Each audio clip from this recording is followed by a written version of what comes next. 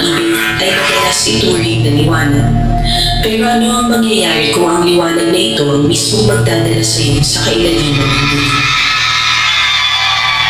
Ito ang kwento ni Corazon, isang babaeng ang tanging hangad ay maging ina, ngunit ang kanyang pangarap ay naging mitsa ng isang sumpa na yayanig sa buong bayan. Isang kwento na magpapatunay na kung minsan, ang wagas na pag-ibig ay mas nakakatakot kaysa sa kamatayan.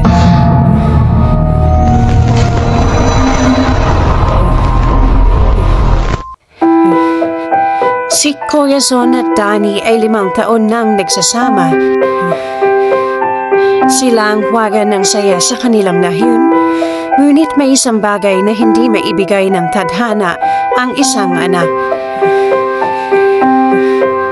Mas lalong bumigat ang pasanin ni Corazon nang mamatay ang kanyang ama na ang huling hiling ay masilayan man lang sana ang kanyang apo.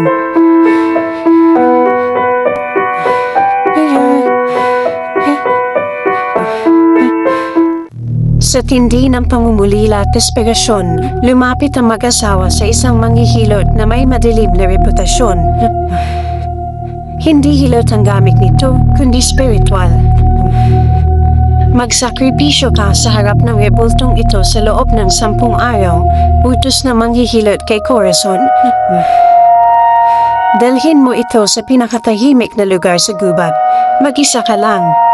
At Danny, huwag na huwag kang makikialam o mawawalan ng bisa ang lahat. Sa loob ng 10 araw, sa gitna ng katahimikan at kakaibang amoy ng insenso, manalangin si Corazon sa rebultong kahon. Nabuntis si Corazon.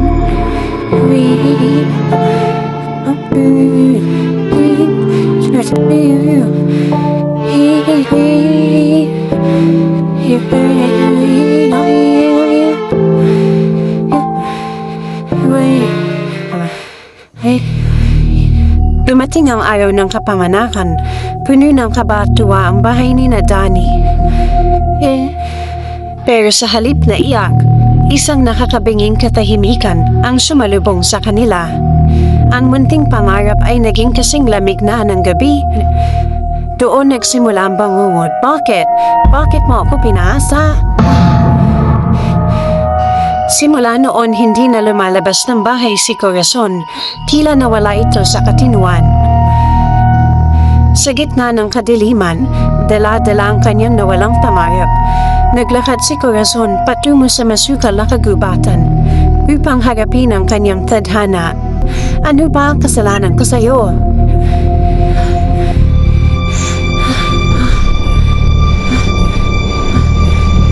Ito ba ang gusto mo? Sa tindi ng kanyang pagkamuhi sa Diyos, ginawa niya ang isang bagay na hindi kayang sikmurain ng tao. Buburahin ko ang bawat munting tinig sa bayang ito. Hanggang sa wala na akong marinig na mga iyak nila. Corazon.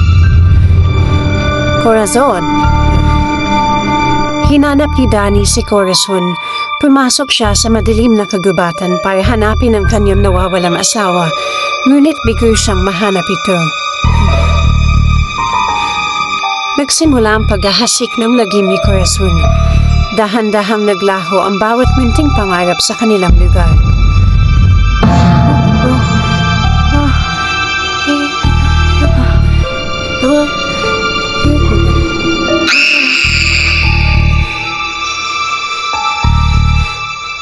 Nagkagulong bayan sa misteryosong pagkawala. Ang mga muling nasilayan ay tila pinagnakawan na ng buhay mula sa loob. Hindi tao ang may gawa nito.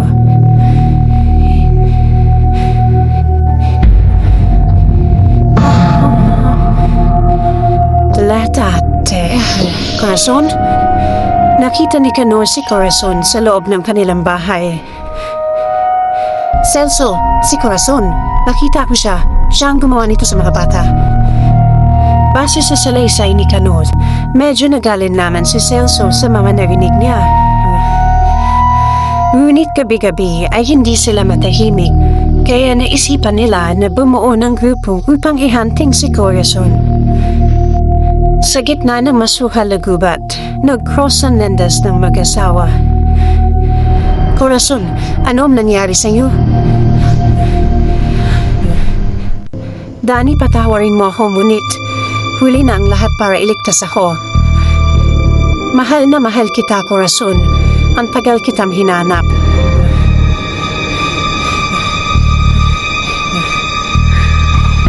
Itabo mo sa mo, Dani. Kailangan siya mawala. Pakiusap sa mahal ko kasama ko kahit anong di mo pumasok sa kanya.